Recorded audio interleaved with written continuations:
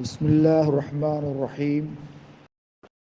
الحمد لله رب العالمين، والصلاة والسلام على أشرف الأنبياء والمرسلين نبينا محمد وعلى آله وصحبه وسلم تسليما كثيرا. ما بعد.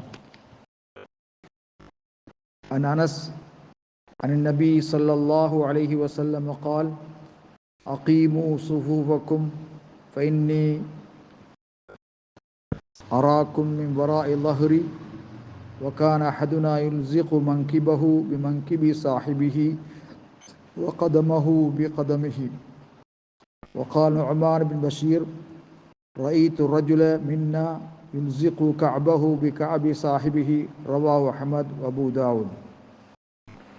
கண்ணியத்துக்குரிய சகோதரர்களே, இன்றைய பாடத்தலைப்பாக இல்சாக்குல் மன்கிபி பில் மன்கிப் வல் கதமி பில் கதம் ஃபிஸ்ஸஃப்,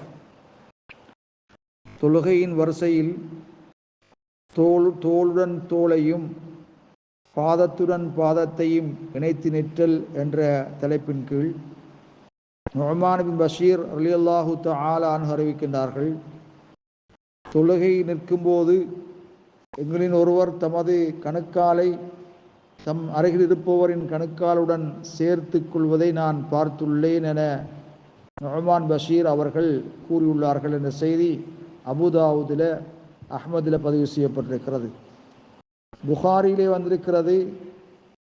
அனஸ் ரலியல்லாஹு தஆலா அன்ஹு அவர்கள் நபி ஸல்லல்லாஹு அலைஹி வஸல்லம் அவர்கள் கூறியதாக கால ஸல்லல்லாஹு அலைஹி வஸல்லம் சொன்னார்கள்: அகீமு சுஃபூஃபக்கும், நீங்கள் உங்கள் தொழுகை வரிசைகளை ஒழுங்குபடுத்திக் கொள்ளுங்கள்.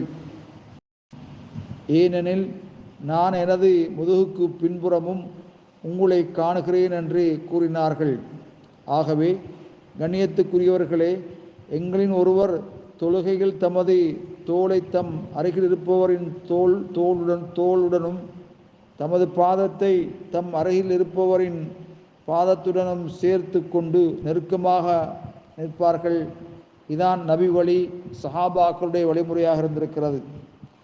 இந்த ஹதீஸில் இடம்பெற்றிருக்கின்ற விடயம், ஒருவர் தமது பாதத்தை தமக்கு அருகில் இருப்பவரின் பாதத்தோடு சேர்த்து நிற்றல் என்பதன் பொருள், ஒருவர் தமது கணுக்காலை தம் அருகில் இருப்பவரின் கணுக்காலுக்கு நேராக வைத்து நெருங்கி நிற்க வேண்டும் என்பதாக ஃபத்ஹுல் பாரியிலே ஷரஹ் ஸஹீஹுல் புகாரியிலே அல் ஹாஃபிஸ் இப்னு ஹஜர் ரஹிமஹுல்லாஹ் அவர்கள் குறிப்பிட்டிருக்கின்றார்கள். ஆகவே கண்ணியத்துக்குரிய சகோதரர்களே, தொழுகையின் வரிசையை நாங்கள் பேணி நெருக்கமாக தோளோடு தோள் பாதத்துடன் பாதத்தை சேர்த்து இணைத்து நிற்க வேண்டும் என்பதைத்தான் நபி அலைஹிஸ்ஸலாத்து வஸ்ஸலாம் அவர்கள் வலியுறுத்தியிருக்கின்றார்கள்.